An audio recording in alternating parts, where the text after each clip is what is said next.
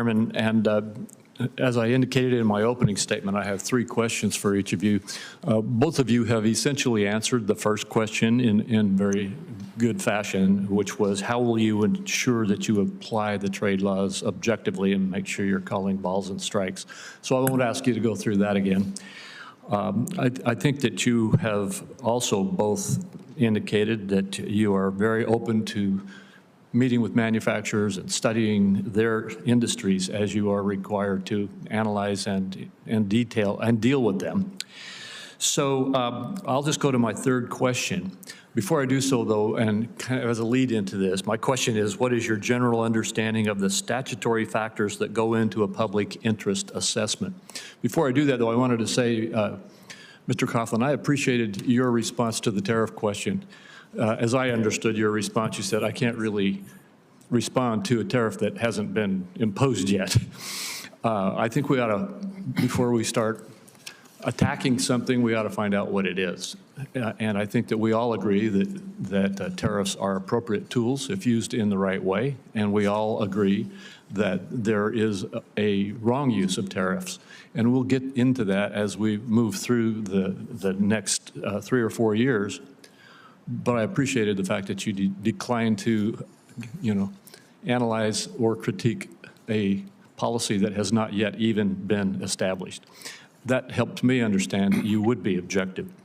So then to each of you, if you could just briefly say, tell me what your general understanding of the statutory factors are that go into public interest assessment. Let's start with you, Ms. Craig. Thank you, Senator. So my understanding is that there are 4 statutory factors that the Commission must consider in a 337 case, which I would like to say is distinct from a Title VII or a safeguard case. There is no public interest test in those 2 matters. But in a 337 investigation, the Commission does look at the public interest, and that is defined, 1, as I believe public health and welfare. Second, the competitive conditions in the U.S. economy. Third would be an analysis of the presence of like or similar products in the U.S. economy. And fourth would be U.S. consumers. Thank you. Mr. Coughlin.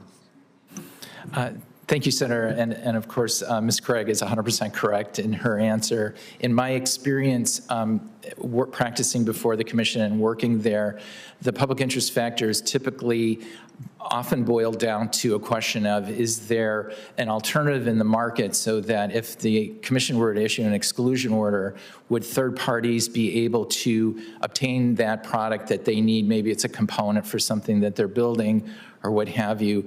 Are there other sources, or are third parties who weren't involved in the action going to get harmed because, for example, the only source of a particular product is now being barred from the U.S.? So in my practice, it seems like it often boils down to that question, and I've seen specifically that the Commission will issue tailored remedies so that, for example, maybe the remedy won't go into effect for 6 months or 4 months so that alternative substitutes can be brought to market so that third parties aren't harmed.